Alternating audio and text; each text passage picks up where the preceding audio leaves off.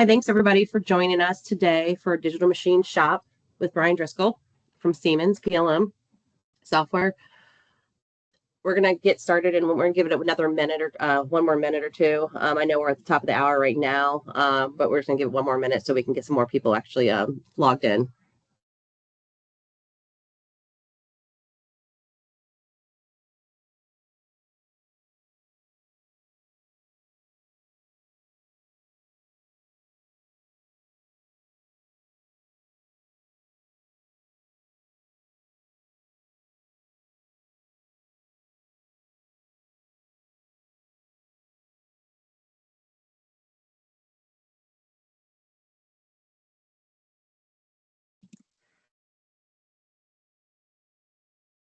All right. Thanks for joining again for Digital Machine Shop with Bryan Driscoll from Siemens Digital Industry Software. I'll go ahead and let Bryan take over, and thank you again. If you have any Q&As, please make sure you add it into the chat, and we'll answer it throughout the presentation. All right, guys, welcome all. And here we go. We're going to talk about Digital Machine Shop. So a little bit of agenda, right? So these are things we're going to try and touch on. There's a whole bunch. So some of it I'll be going a little bit fast. And then some of the more important things, I'll go a little bit slower, right? But we'll talk about challenges. We'll talk about what digital threads are, digital twins, and then how do you speed up production using them? So today, what's the challenges? Skilled workforce shortage, right? And the crazy thing is, I looked this up a couple months ago and said, yeah, all right, skilled workforce shortage, we know that. But this has been going on since 1982 is the first time you can find some documentation that, machine shops, manufacturers were always, complaining about the old guys retiring, right? Still going on. It's crazy. Anyway, how do you increase your complexity, right? And competitive, pressures are really becoming a challenge, right? Because some things they want more complexity in the parts, more complex machining or more complex setups, right? The machining isn't necessarily any more complex, but the setups are. And then supply chain disruption, we know that, but I think that's getting a bit better. And then how do you increase your quality? And really the bottom one there is how do you update to modern technology, right, and embrace those things. So the things that we can do today inside with Siemens is we have solutions for manufacturing engineers, NC programmers, machinists, assembly planners, quality planners, shop floor inspectors, engineering managers, production managers, shop floor tool setters, etc. Things that we have on the list that are coming. Some are actually here already. The shop floor operation and things for machinists, production scheduling, right? So we can link into all of your other systems also to do that, but we also will be having our own coming online soon. All right, so what, besides the other challenges, fierce competition, right? Everyone's willing to work for less just to, keep the lights on, make the payments at, zero profitability, right? Hoping things will get better. And then there's, the compressed lead times, right? Everybody needs it faster. Amazon next day delivery they expect, right? And we talked about increased part complexity. Like I said, is the operations to cut them sometimes because they're so feature rich, right? And then the ability, about all this mass customization. Everybody wants to have, a customized part, right? It's the same, but you can tweak them all you want, right? And then, quality, definitely quality keeps going up and up. And then what affects that really is a talent shortage. So how do you capture that knowledge, right? So those challenges and more, it's a lot of challenges here, right? 80% of machine shops report, difficulties in filling positions, right? 50% go back and say that they're operating with disconnected CAD CAM and CMM systems, right? They just throw the stuff over the wall. They're translate in, translate out, different, sometimes we've been in shops that have 6 and 7 different applications, one for turning, one for milling, one for wire, one for this, one for that. And then lastly, 60% rely on manual and paper-based systems, right? It's not integrated in between the parts. So they always got to go find different files and update them between all these different systems and different processes that goes on. So it makes it hard to issue, like an ECO, ECN kind of stuff, even a change in process. And sometimes they never even get documented. Somehow the parts get done and they come back on a repeat job. They're going around asking, how did we really do that? Because there's no time for documentation. So, what does it look like? Quote, this is, conventional, what goes on a lot. And this is the way, everybody did this for a long time, right? There was, some kind of data translation, part prep. You go through that because everybody sends you data in all kinds of different formats, different CAD systems, even different drawing formats. Sometimes you get a DWG, DXF, PDFs, et cetera, right? You get all these different things and you got to end up trying to use them. And then there's, disconnect between who did the fixture, the tooling design, to come back and do the part. That could be in another CAD system, and then you want to import that and use it in your CAM system, and on and on and on, right? If you have to make a change, you got to send it out. It just gets difficult, right? It's time consuming. This is what you may be living today, right? So I don't need to tell you about it. So anyway, that's what disconnected looks like. So when you actually have this stuff connected, as we say, there's kind of like one source of truth that come back in, you can meet these operational goals, right? You can reduce your programming time. You can accelerate the machining. You can manage your ECO, ECN stuff.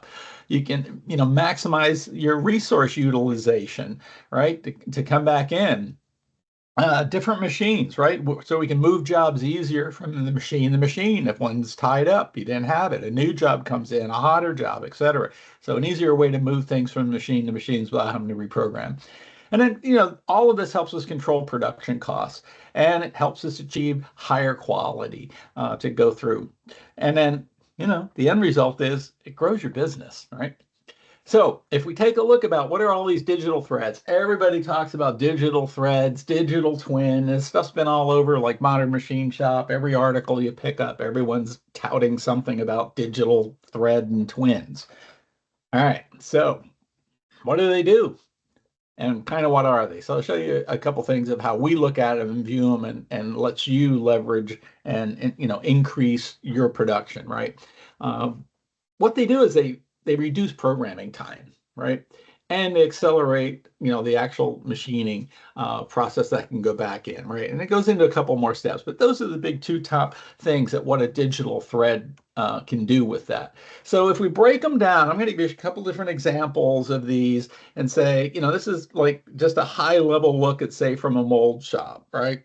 And out of that, somewhere, there's all the components that go back in, right? There's core, there's cavity, there's plates, multi-plate, injection systems, et cetera. But to do that, sometimes, the part alone, just if you're doing, like core cavity prep, you have this stuff over here called data preparation, right? Sometimes you want to de-feature the part. That's a key feature that we can do inside of our technology, is that we can turn these things off. We're not patching and creating surfaces. We literally can read anybody's data and figure out how they modeled it and turn things on and off, or even reparameterize it and change it, right? So we can take dumb solids, turn them into smart solids, which helps you optimize your process.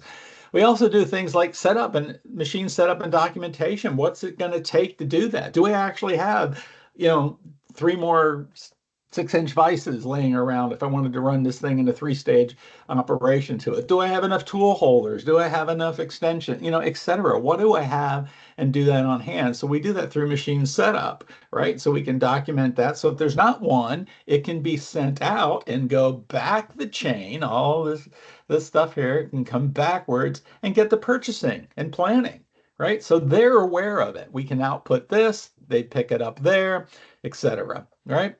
Same thing, setup. Someone's got to set up and document it. It's got to go out to the shop floor for the guys can set it up. You may need material prep, right? So sure, if you get a block a job out and come back in, you got to know what size the jobs are. That may have happened in quoting. We also have a quoting system that goes with and ties into this. So you could already catch it in quoting, what you're going to have to block out.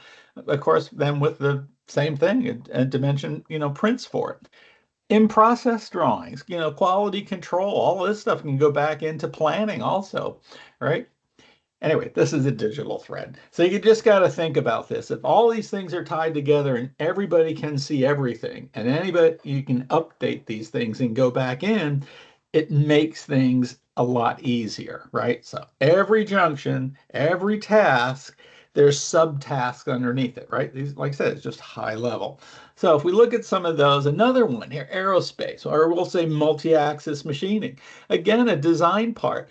But this part um, has something like an 090 wall. They're thin. It's a wing root thing, on an aircraft.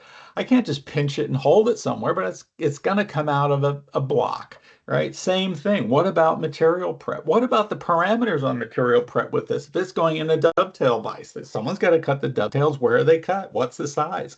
And if you're talking about something like 7551 or something like this, an aircraft type aluminum or material, or hell, even titanium, you want to make sure that your material is blocked out at the minimum amount of material, right? You don't want to just turn the stuff into chips just because it's a ½ inch bigger. Those are technologies we'll show you also inside of NX to get that fit to that. Of course, the same as before, shop docs, material prep, quality docs, everything back out to shop floor viewing, where the people on the shop floor can pull up their handheld device and actually look at simulation, what's going back on, on the machine tool, tooling lists, etc. Right? Everything's available to do that.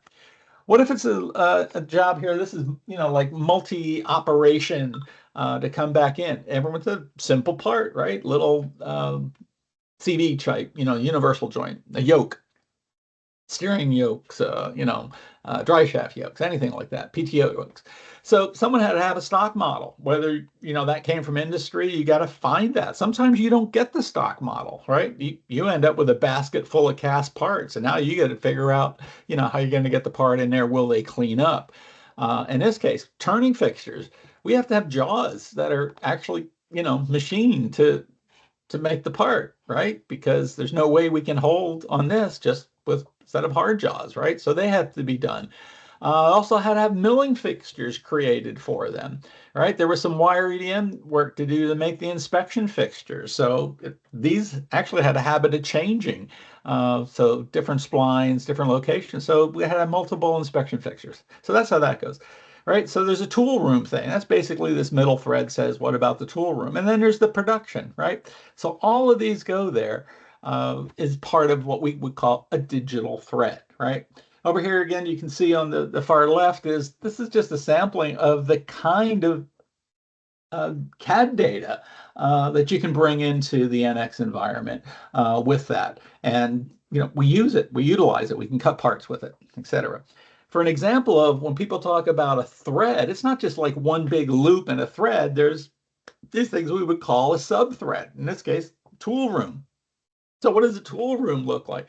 Well, the tool room also has the same, kind of things. They know there's what we would say is a stage model, which was the stock model. How is it going to be centered, right? So where's your stops and locators going to be on there so the thing cleans up? And then there's, machine setup, and they may want to be aware of that, right? In that case, we also need purchasing to know, do I have enough extra soft jaws on hand to run this job with all my other jobs going on, right? You don't want to come up there and the guy goes into the tool crib and goes like, hey, great, I got 2, right? Ain't gonna help. I need 3, so you got to order them. Then he turns around and says, there's supply chain problem. It's 3 weeks, right? You don't want to hit that. But part of tool room is the fact that we can take that and have that fully associative to the design model. In the case of this company's parts actually were family of parts. They don't just make one of these. They made like 40 different models of these, different spline, different pin, yoke lengths, everything changed on those to do that. So from an automation standpoint, they had to cut a lot of chuck jaws to come back in. So we had to make sure they were always on hand. And then, of course, we also want to make sure that we can automate this and make it as fast as possible.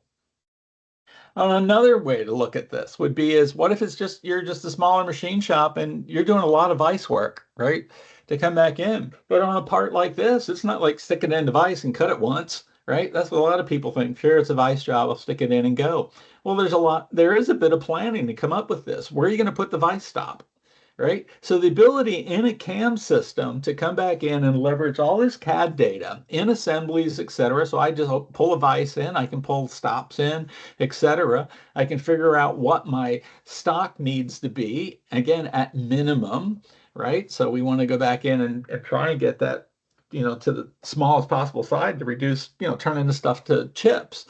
And then there's all these different operations. So if I flip the part to the right or left, what do I have to do with it, right? And in this case here there were two different sizes of parallels were used on this to do the job. So again, this is just something you can do inside a CAM, which helps us do that. They also have the ability then to say, hey, what does this look like? If someone on the shop floor wanted to see this, right? They can just come in here. You can output this piece as a video. They can actually pull the real data up and simulate it, but there they know what's going to go on with that. And some of the key features in this we'll talk about in a minute is the ability that when we change a part, we flip a part over and move it, we automatically know where the stock is and what was cut and what wasn't cut. And that's part of things about what we call automating manufacturing, right? Where we want to drive end-to-end automation of the digital twin, which is that original CAD data, right? That comes back in, the customer data, because that's what you have to deliver. You got to deliver their part. But in between there, you got, sometimes you have to defeature it, turn stuff on and off. You have in-process inspection that has to be done on more complex parts. All right, so what does that look like? From just the CAM standpoint, I showed you some digital twins, but again, this is just another way to talk about what we have and what we call accelerator. So you have a 3D part, and then on that 3D part, coming over here, you may have model prep and our fixture design, right? Because you get a part, and then you go like, I got to make clamps. I got to do something. I need some locator stuff, right? Somehow I got to get this thing. I got some fixture components I need to make. And then you go and you program the part, right? And there you want that as efficient as possible. And then you want machine simulation. With NX, our machine simulation is fully G-code driven, and it's our product. It's inside of NX. I don't have to go out to another simulation program. I don't have to export my fixtures and tools to it. I can catch a design and program the part on the machine exactly the same way that it's going to be running out there, right? So I'm not just programming a tool. Yes, you are programming the tool, but when you go to program that tool and say generate or create that tool path, I can see the simulation material removal right then. So I can look at that and go like, that's getting pretty close to a clamp. That doesn't have enough clearance, right? Etc. Whatever the case may be. Maybe you want the tool length to just be a half-inch longer because you can't get enough coolant to it, right? All those things we can do that in machine simulation. And then finally, how do you get that to the shop floor, in a controlled manner where the shop floor can go pull that? You may be talking about DNC systems, some kind of communication. All right, so what else goes into this? Well, somewhere you got to measure the part. There may be quality in simulation. We also have that where we automatically program parts based on their PMI, right? The product manufacturing information, GD&T, that's this little guy over here that comes back on. If that's on the part and the tolerances are on the part, etc., we will automatically grab the probing tools. We will write the inspection program for it and turn around and simulate it, all internal in NX. And again, for the same thing. So if you don't have enough clearance to come back in there, or, like some of our automated things, if we find a plane, we're going to put a grid of points on it, like a, 4x8, maybe the standard. If you don't like it, double click on it and change it. Make it a 3x5 or whatever you may be. Then change that as your standard. And that would happen every time, right? So that way we get to customize and optimize to your process, right? That's all part what we call a digital twin. All right, so how do you get some of the more, performance machining, right? And again, how can you use some of the advanced CNC programming capabilities that you may have, from the machine and the control?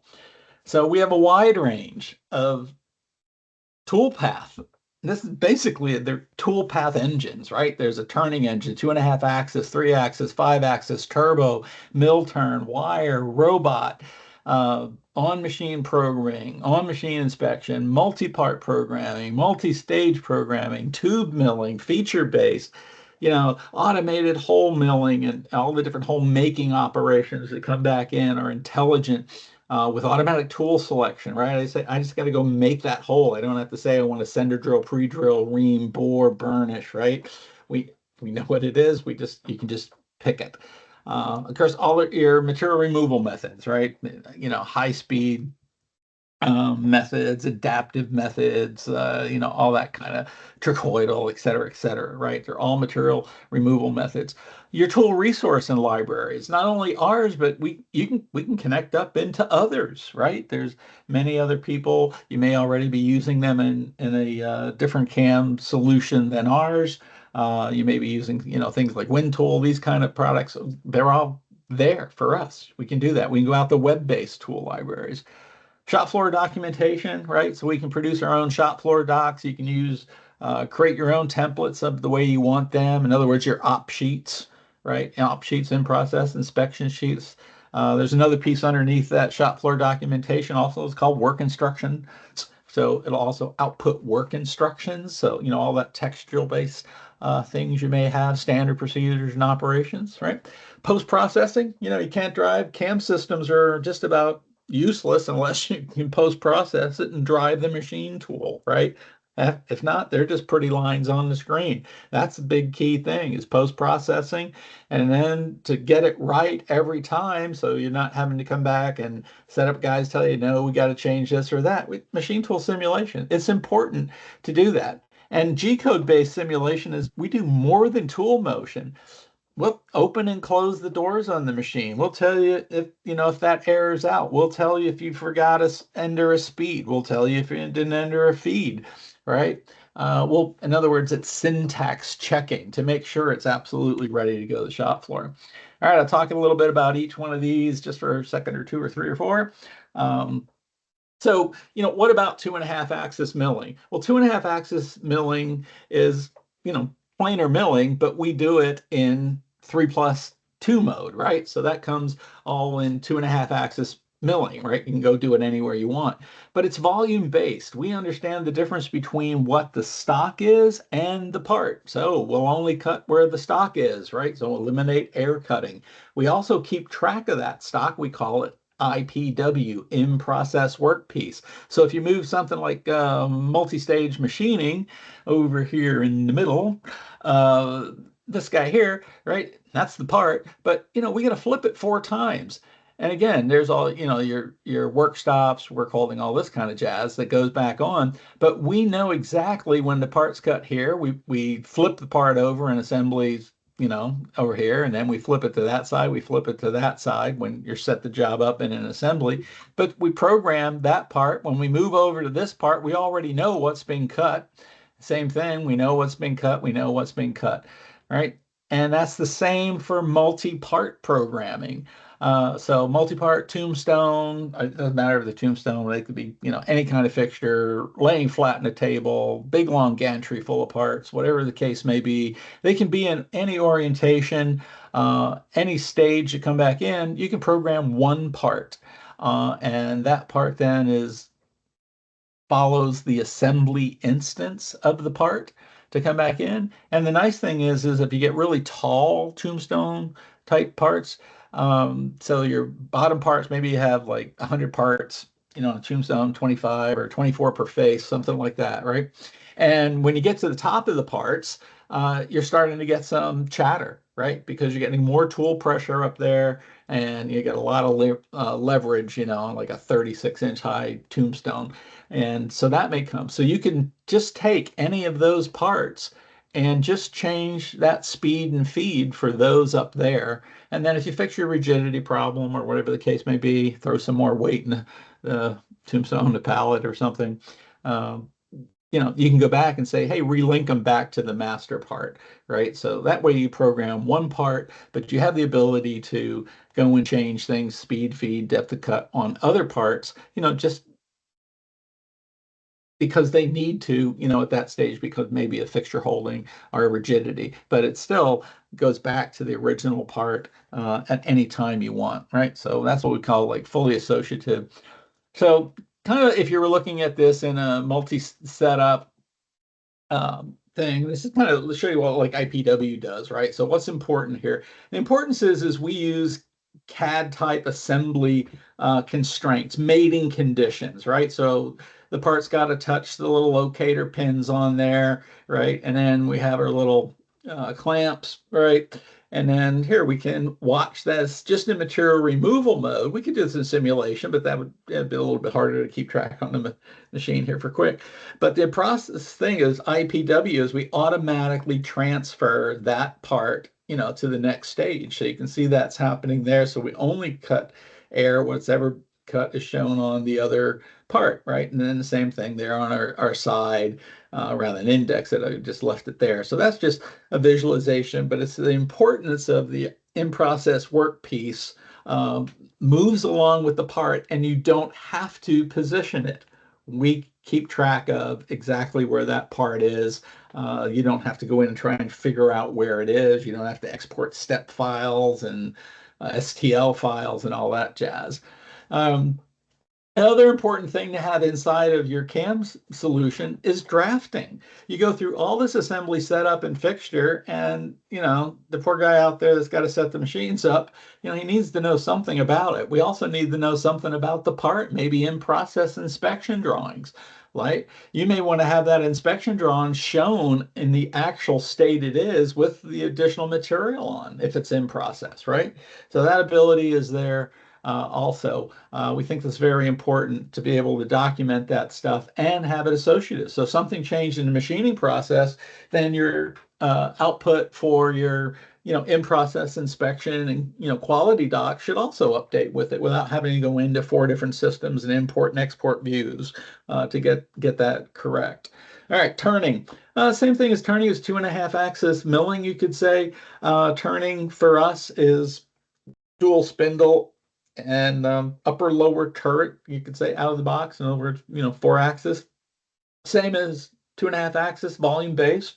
We understand the revolving part, what that shape is as the actual part revolves to come back in. So if you get a big long leg sticking up on it, we know exactly what that is. I'll show that to you in a minute or two. If you can do this in multi-stage, right? So you could pass spindle 1, spindle 2. You could also do, flip over, turn over jobs, etc. Like that. We just position the part, the way it is, or the way you're going to turn it to that next work stop. And if you want to go to mill turn or turn mill, either case, VTL, doesn't matter, to come in, is we just add the appropriate level of milling to turning. So if you have just live tool mill turns, it just would add 2.5 axis milling. You add that to turning, right? If you need 3, you have Y axis, fine, add 3 axis to it, etc. If you have a head, fine, add 5 axis, right? So that's all how we get to our mill turn, right? It's not a different product. It's not that. It's all the same CAM product with that. It's just a matter of, do you have the right tool path engines to go with. So here I'll show you a little bit about how this works. This would be like programming the part live on the machine, be a little turnaround flange thing. So there you can see the in-process material removal.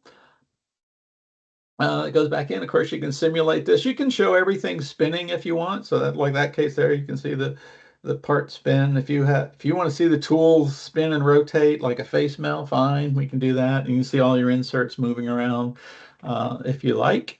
But this is all inside of NX CAM, is our G-code driven machine simulation. You can get post processors. You can build and create your own. You have that ability in NX that you can create your own post processors with a thing called post configurator. We'll talk about that, show you a little bit coming up. Well, obviously, I'll just run and tell you about a couple other things. But one of the key things is now we have the part finished, so we want to turn it around. So we'll go up here. We'll say we're finished with that simulation. And turn it around. So watch when we go and hit material removal, you can see there's the part spinning, so you can see what the volume is, because we had to let something on for that boss, right? So in that case, it's, okay, just toolpath here. Um, I guess I didn't hit material removal. Anyway, so there you can see the toolpath. You can click on that toolpath anywhere you want, and it'll move the tool to there and then simulate from there, right? So you can stop, pause, replay, interrogate it. Um, do whatever you like. You can also have the actual machine, the G code running on the side. We can look at feed rate. We can look at feed rate optimization. Lots of different things. We can look at different views on that part in simulation. So that would be one. There's another one here from verification. I'm going to step forward here a little bit faster for essence of time. So if I just wanted to look at the material removal process, right? So I can keep all the turrets and the tools out of the way a little bit here. I just want to look at maybe tool there. So you can see there is material removal, right? That's what's left. Now I can say, hey, there, that's what we're going to have to mill off here. 2.5 axis. We'll just go down and clean that up, and then we'll go over and do the top like that. So you can do that also. You can also do that same in G code simulation and material and toolpath, all that stuff on. There'll be another video or two with all that in. So that would be an example there of turning. So you can see the in-process work on the gaps of the flat are filled in where we're, holding it to come back in, right? So this still would be actually another operation to come in, or you'd have to go back and you could, mill those two upper jaws with an angular flat to get it to locate. Yeah. All right. Also part of turning and milling in 2.5 axis, that's where this stuff is attached, is feature-based machining. And this 111 features, 85 operations, 36 tools in 2 minutes, right? So that's I'll show you how this works. It's just an example of a mill plate. They can be any kind of features. You can create your own feature identification. To do it, you can create your own process. But this is how it is automated. We open up the part, we go back in, we say find the features. After we say find the features, we go ahead and machine them, right? It'll look at a tool library of what we have for tools, and it looks at the standard processes for those kind of features, which can be your standard process for those features to come in. So what's really the importance here? Well, there's a couple things. One is all the way over here on the far right is kind of how we do this, right? So in here, there's these things, it says a lot of things like steps, what we call stepped holes, step pockets, etc. means how many steps does it take to machine that feature, right? So you could have a one-step operation is a drill in place, right? Done. That takes 1 step to do it. A 2-step hole, etc. So you'd spot drill, etc. 3-step, 4-step, 5-step, right? So maybe you're doing things like ASE ports, hydraulic ports, pneumatic ports, right? Some of those things have 8 features on them. That could be like a step 8 hole because there's those number of processes that go back in. But how we recognize it, you can see we have operations for boss round, boss notches, corner rounds, slots. All these things are recognized that way. And underneath that, there's the same thing. There's a set of standard operations the way you want to cut them, right? Out of the box, you have ours. But if it's doing a slot and you want it to follow the periphery from center out rather than zigzag in, fine, change it, right? That's how it works. But overall, what's important to know here? 85 operations are 36 tools. I'll pick at either one. I'll take the easy one first. 36 tools. If I'm sitting in, I don't care whose CAM system, if you can define 36 tools, or even go in and pick them and put them in place ready to program your part, if you can do that in 36 minutes, you're doing pretty good. That's a tool a minute, defined, picked, and put in a pocket, ready to go machine. Now you got 85 operations to pick or execute. And in a simple case of a hole, spot drill and drill to size, right? Okay, you pick all the holes, you spot them all, now you go back and drill. Again, if you can do 85 operations at a minute per operation, you're doing pretty good. But if you really think about it, we do that in 2 minutes. And we do it consistently the same every time. We also do that. We won't miss those holes or those pockets that come back in. So this saves, in essence, man days. If you look at that, if you're in a mold business and you're doing mold plates and things like this, to come back in and you're spending any more than this 2 or 3 minutes to do both sides of the plate complete, and come back out, I would say you're losing money, right? You're spending an awful lot of time programming parts, that you could really save a lot of time, right? And that lets more time, for more jobs. All right, 3-axis, multi-axis, 5-axis, right? So 3-axis milling is an option, right? You add that to 2.5-axis.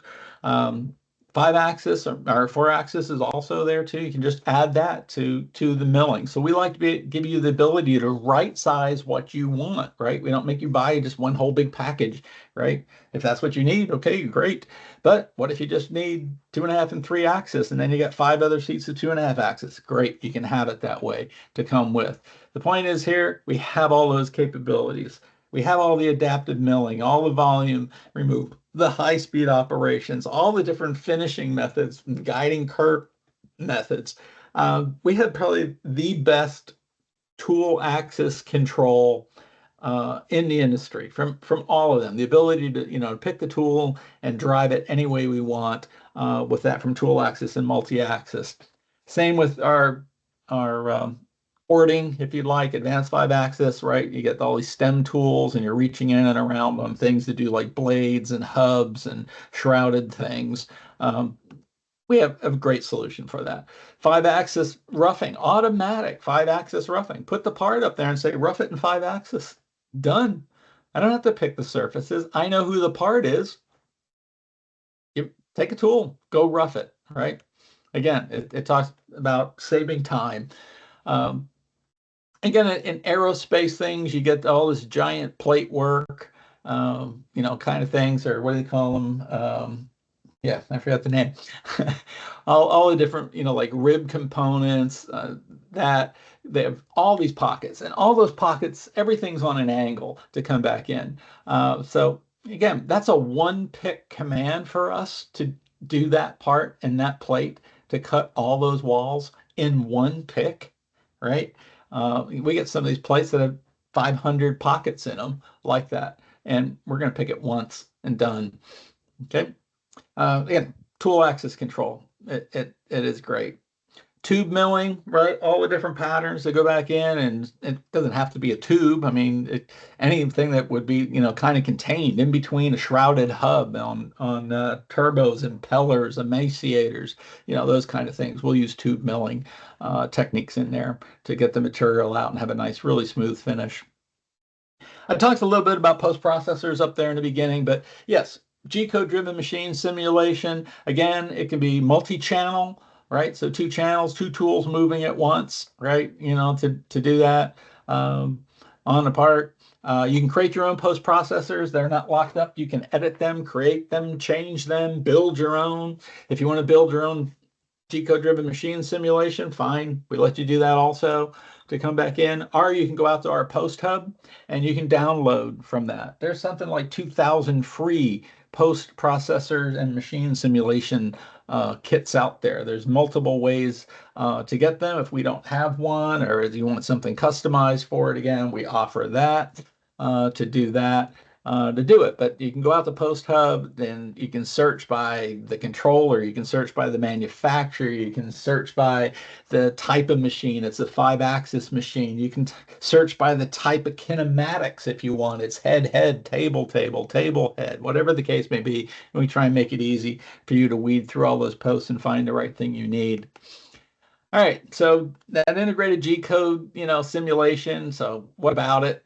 Really, it's in the part program in NXCAM, right? The post processor is there, and that's what really drives that. So we're using what we're posting to come back out. So it's the actual G code we're posting, not the internal tool path. So you're going to get exactly what the machine cycle does, right?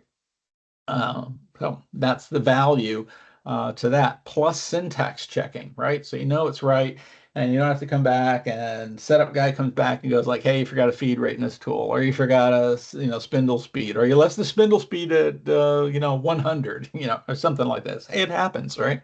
You use that with inside of NX. We're going to help eliminate all of that, right? Because we have speed and feed based material tables, so we don't want you to make those kind of simple programming errors.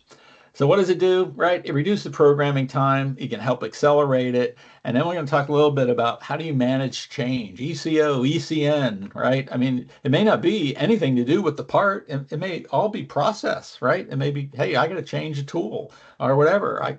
The tool's too long, right? So we got to slow the feed down. What else can we do with it? Can we approach it differently? Different tool access, whatever the case may be, right? So take a little quick peek through these.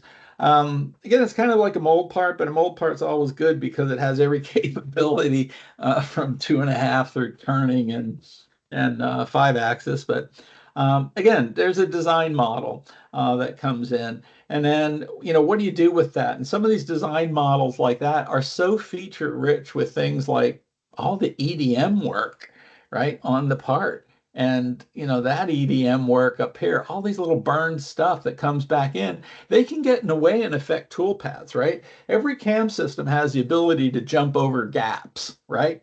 But they also have the same ability to try and dip down in them if the tool can, right? I admit it, we all do it. But the nice thing is with NX and that we can turn them off, and we can turn them off quick and easy. And show you that. The stock creation, again, you want to make sure minimize the material on the stock. Tool steel's expensive to come back up. And then what about the job setup and job planning? This job actually was running on a pallet changer, right? So it starts off in a vise and ended up in a different fixture where they bolted the part onto the fixture. Again, job planning, in process material prep drawings. So, if you guys are blocking out the job, fine. If not, this goes to purchasing for who's ever going to send it out to get the thing blocked. Setup drawings, right?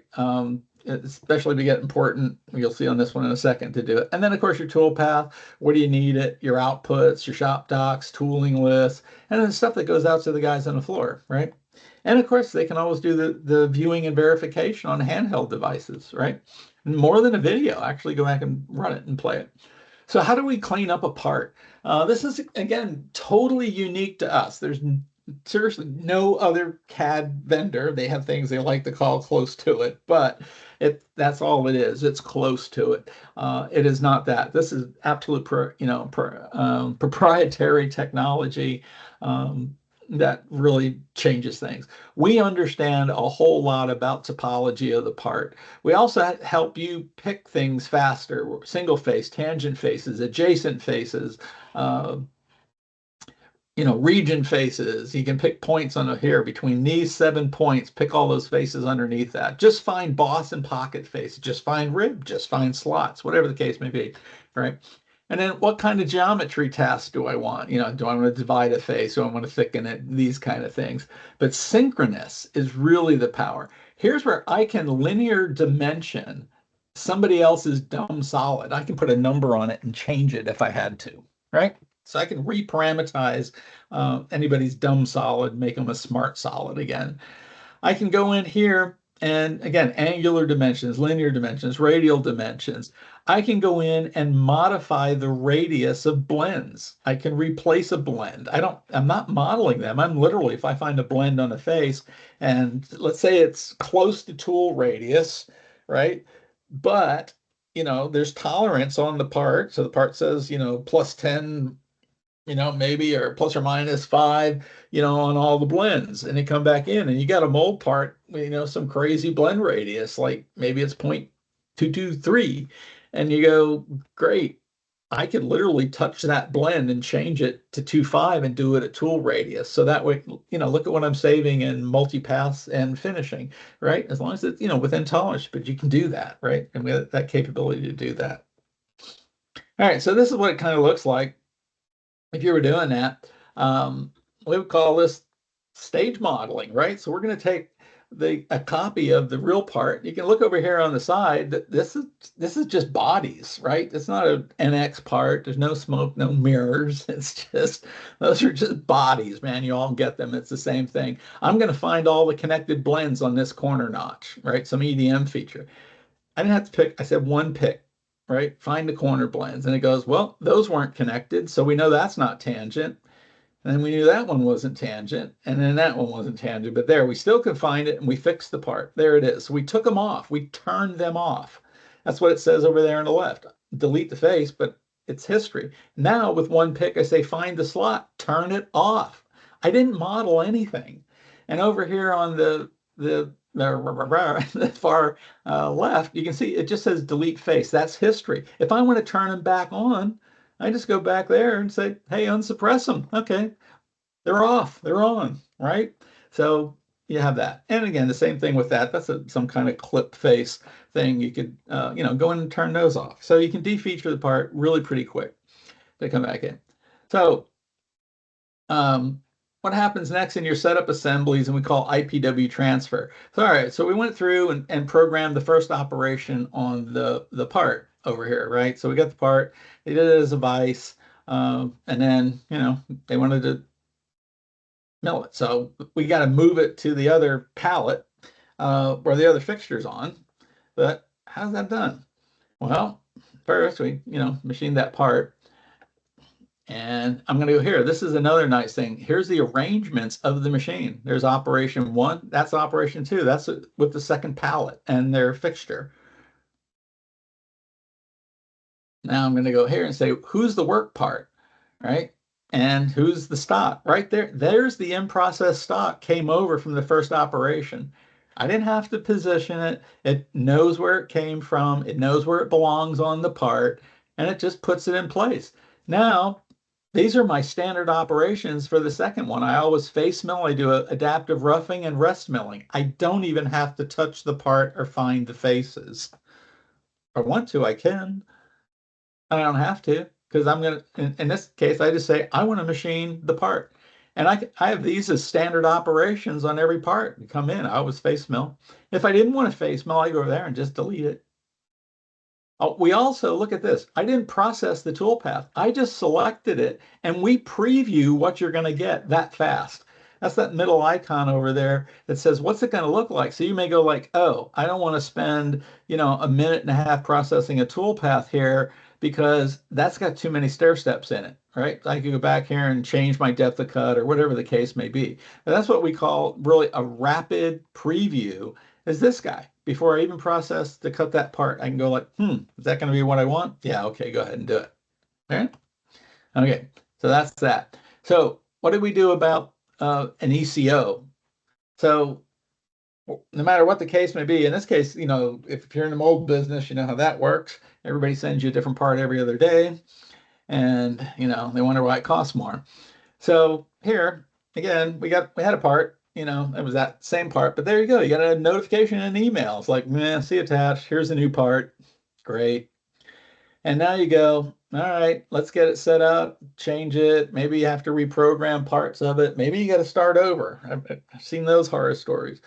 So I just responded to that and going, yep, I'll do it. Fine. And so the next step is, and NX is going to tell me and help me make those decisions about what changed. So the first thing I do is I go there and there's my part, out of downloads, go get it, January 28th part. All right. And I'm going to add it to this machining assembly here, right?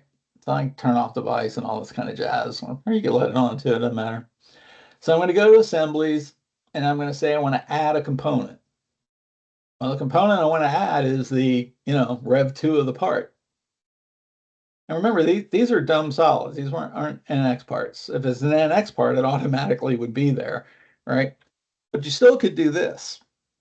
So there's the one part, there's the other part. Obviously, we moved the part from where it came in. It's up in a vise, all this kind of stuff. So what happens next is, if I'm not sure where a command is, I can always go say, what do I want to do? I want to compare two parts. So I type in compare, and then it takes me to the command.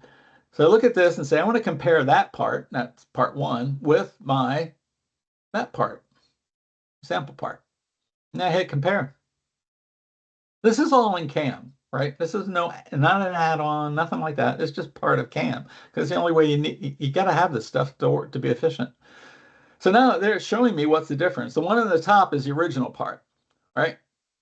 And there's the one down the bottom. That's the January 28th part. If you can see it at the bottom, you can see they removed one of those clips and they changed the blend radius and they changed the corner pocket radius, all that red stuff.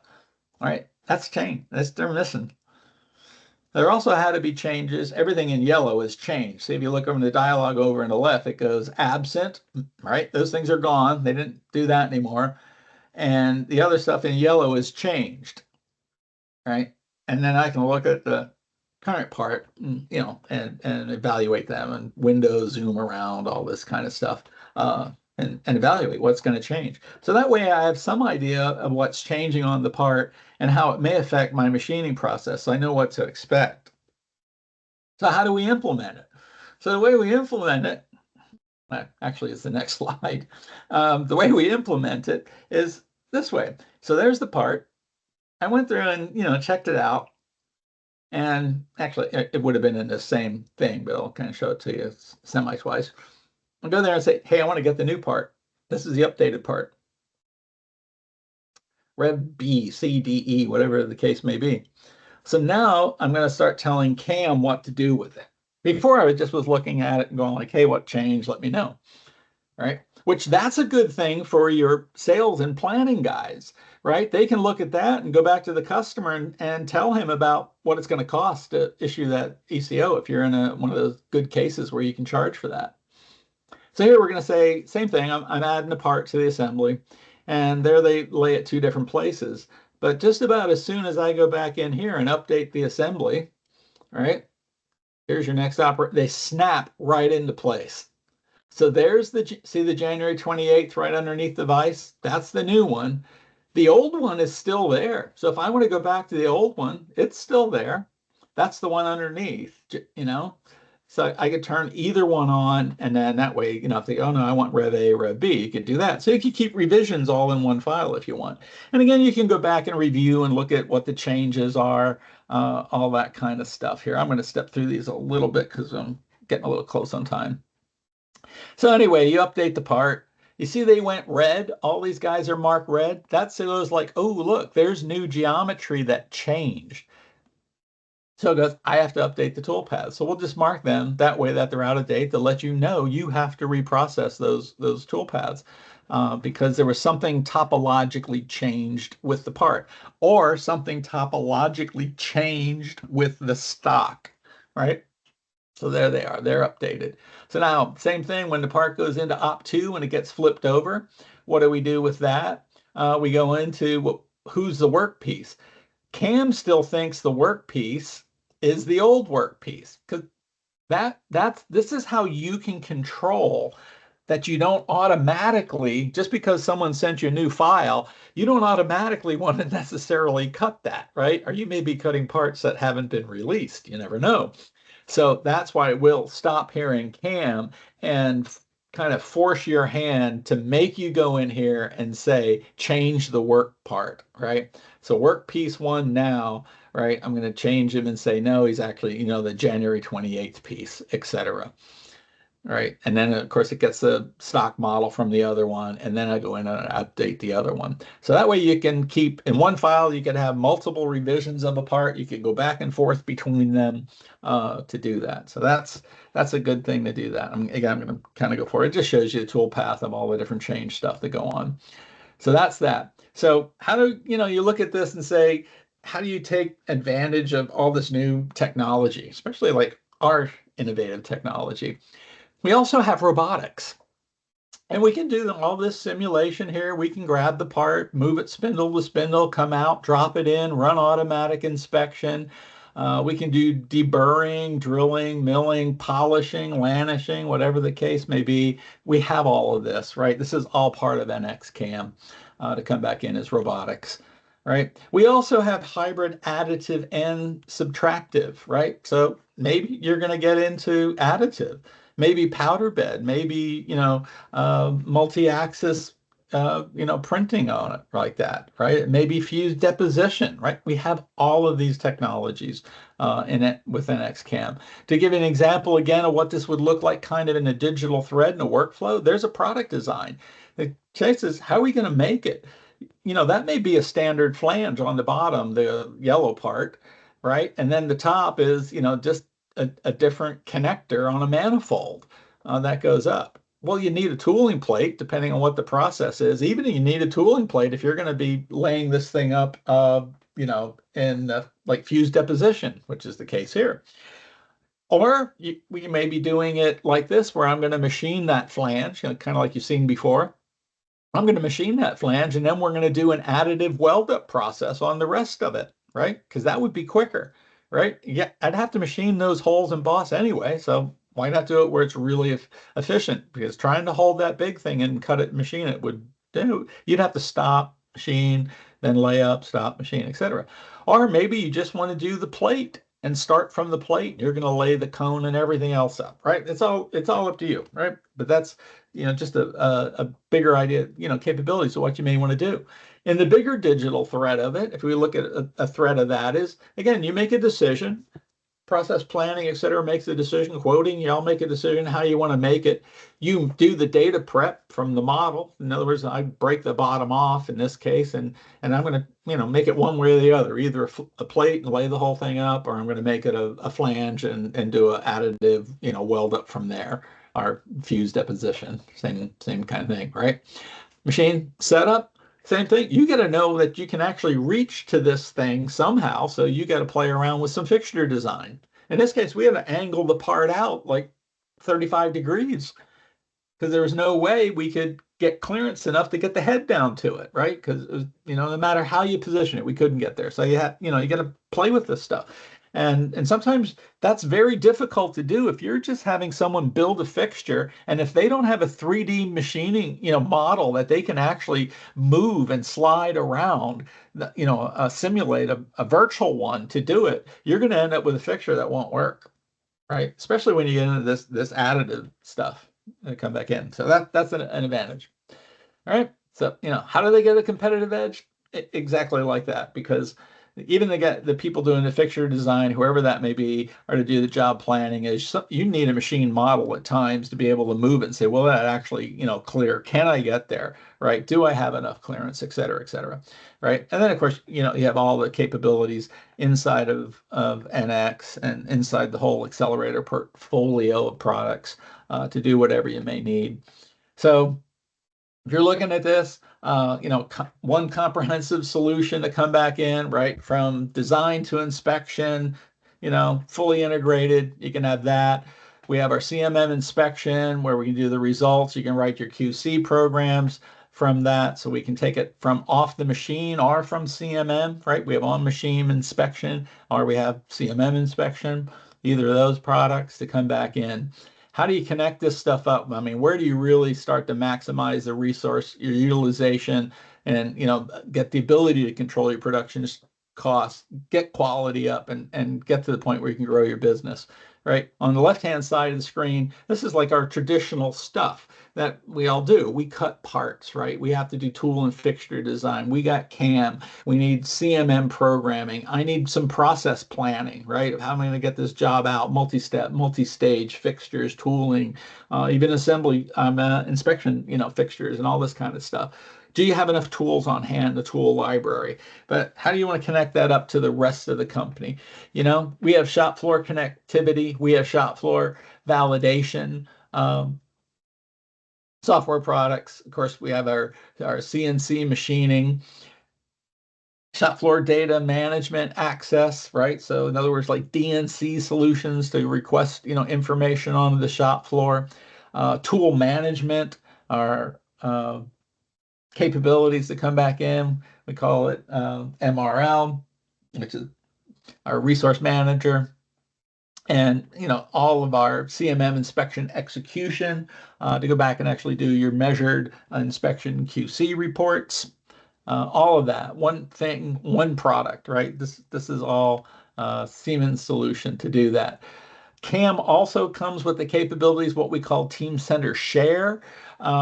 This is like beyond like a Dropbox. You all may have things like Dropbox, different way to get your data. But with Team Center Share, what it does is you can let your different vendors that come back in, you can communicate back and forth with them. You can track revisions of data. There's collaboration tools, so you can get both back in and take a look at what's going on with the part or the process that goes back in with that.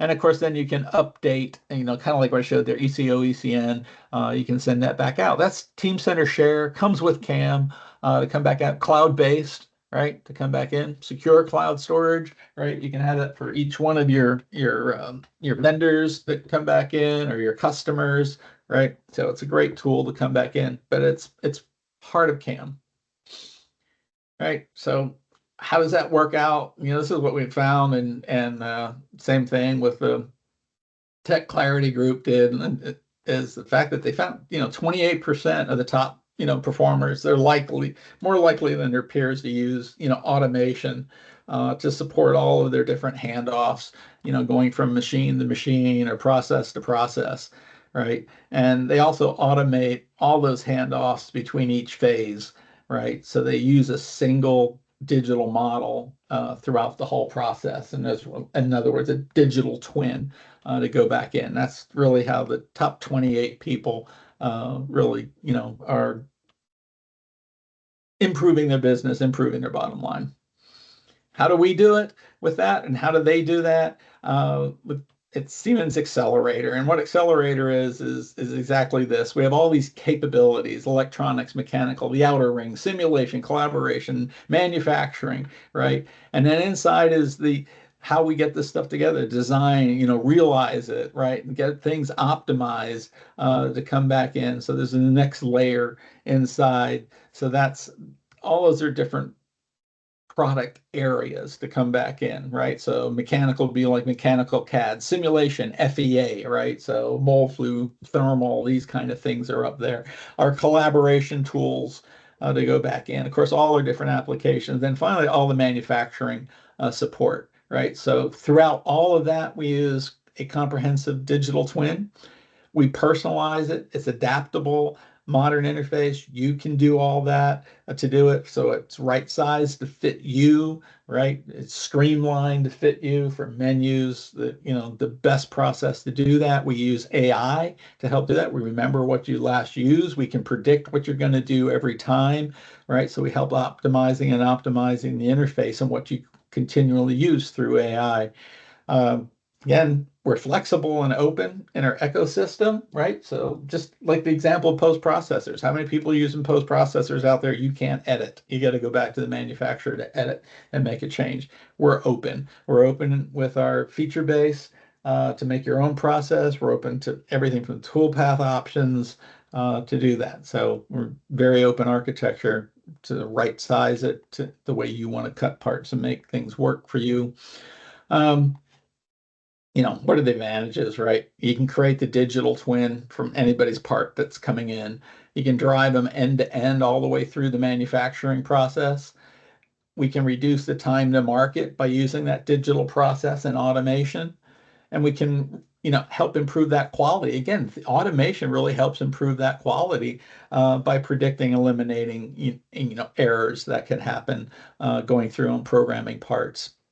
And then eventually it expands your business by using all of that stuff. It gives you the ability to create parts faster, machine parts faster, higher quality. But that's what every machine shop wants is to do that. You want to be known for that, so people are going to come to you. Plus, you can charge a premium for that, right?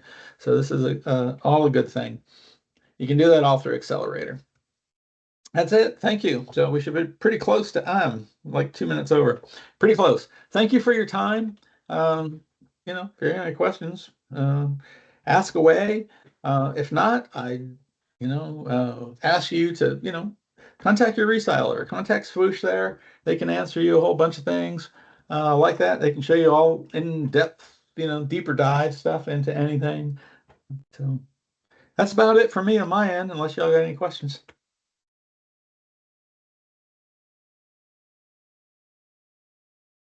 Doesn't look like we have any questions, but thank you, Bryan, for presenting for Swish Technologies. Thank you. Bye all. Bye.